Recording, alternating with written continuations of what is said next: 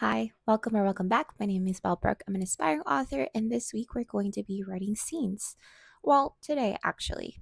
Um, so for the past few weeks, I have been reading a lot of writing craft books. So one of them was Story Genius, and of course, I finished Save the Cat as well. And I've been utilizing those two to basically help me write scenes. Save the Cat has a really good guide on the beats that help make the story or the novel flow, so the pacing. Um, and Story Genius helps with writing scenes and also making sure that you're touching on quote unquote the third rail or the character or main protagonist's character development, because that is what the story truly is about. So that's what I've been doing the past week. And I've been reading it, I've been writing scenes, I've been redoing my outline. And I am going to show you guys a clip of what that looks like. As you guys can see, it's just on Word and I use it because it's free, but also have it organized. I am loving the fact that they now have like a tab or outline view where you can actually go through the document and go to different sections of your document. 1 second, because my daughter is actually crying. So, my bad, that is mom life. Also, I'm holding this book because I wanted to show y'all that I am reading Bird by Anne Lamott and I am enjoying it. It is definitely different from Save the Cat and Story Genius. This is more like a casual friend giving you advice, and these two are techniques, which is crazy because they are the same color. Red is very eye catching, but it also makes one very aggressive. Red is an aggressive color. So we're going to read Bird by Bird real quick, and then we're going to go ahead and jump into writing scenes. Okay, so let me pause here real quick. I am reading this chapter and I'm going to finish it, but there is a passage here that talks about first drafts, and that reminds me of Taylor Ann Wright. She is an author tuber and she's an indie author for the Venture series. She also has an Instagram, and she had recently posted on her Instagram how she manages to write her first drafts with crazy word counts within hours. I think she had written 15K in like 12 hours. I write 15K in like a week, guys. But she had posted on her Instagram that the reason she's able to do that successfully is because she let go of her inner critic. And here, Anne Lamott just basically said that just let loose. No one's going to see the first draft. It's supposed to be messy. It's supposed to let you get to know your story and your characters, because you never know. Like, it might be crappy or shitty, as Anne Lamott says, but there might be some gold in there too. Golden shitty nuggets. So, anyway, I thought that I would share. I'm really loving this book. And yeah, also check out Taylor because her stuff is really good too. She's such a sweet person. And if you haven't caught any of her um streams, you guys should. I think her and Natalie are doing Wednesday streams, but she's working on a new project too, which I'm excited for as well. Anyway, I'm gonna keep on writing. All right. Not writing. I'm gonna keep on reading. My God. I want to write already, but I need to go back to reading from time to time. Okay.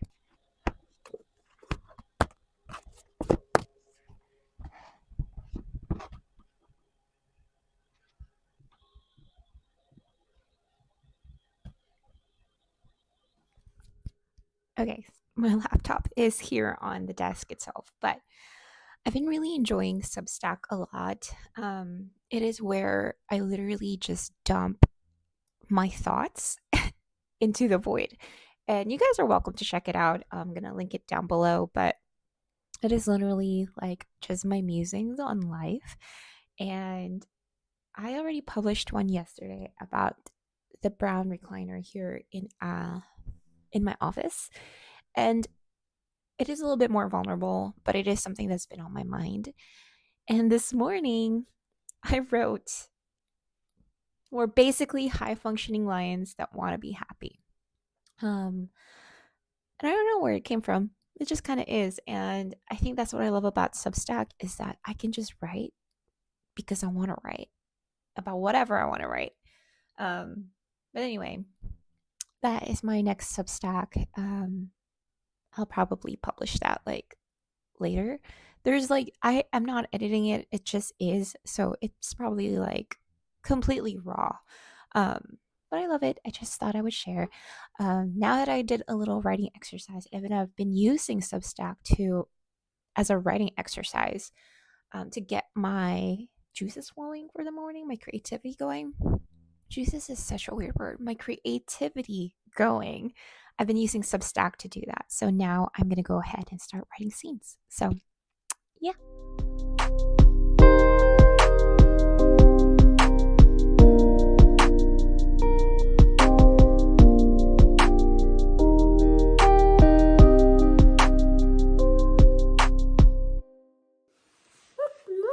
A moon, yes.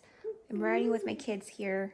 I'm waiting for Taylor's and Natalie's stream so I can get some work done in some way, in some fashion. So, let's see, because like I'm highly distracted. One potato and then the other potato behind me. Alright guys, so I was editing this video and I realized I never like finished the vlog. Life happens, but after Taylor's stream, which I was able to write like 5 scenes yesterday, and yesterday through those 5 scenes I was back and forth with it. I would edit it, add a little detail here, go back to it, and I personally am loving that.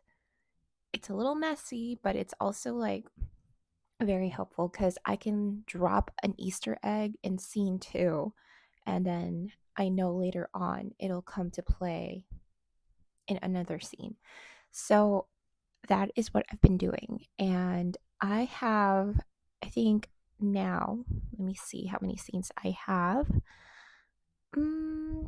I am on scene 7. So, oh, actually, no, I have six scenes, and I'm finishing up scene 6 right now.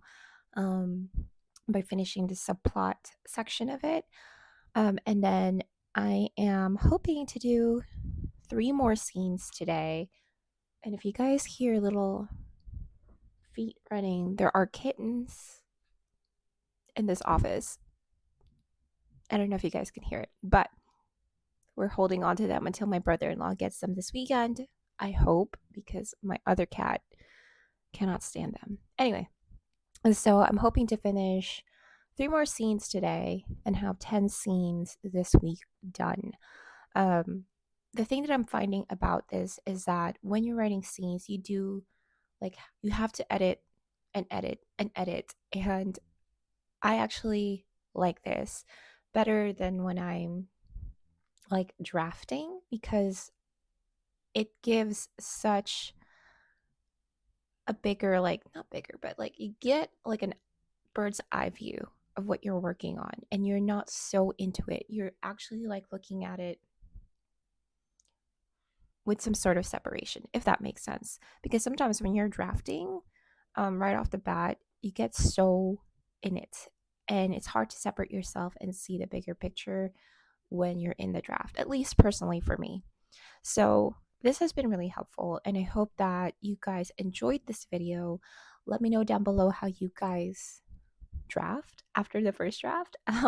For me right now, I'm outlining draft 2, writing and rewriting scenes, and it has been incredibly helpful. And reading Story Genius was very helpful the second, like for the second draft, because I think I needed my first draft to be like pantsed slash mostly pantsed, aka discovery writing, which I think there's a book, if I have it, I think it's called, yeah, it's called Refuse to Be Done by Matt Bell.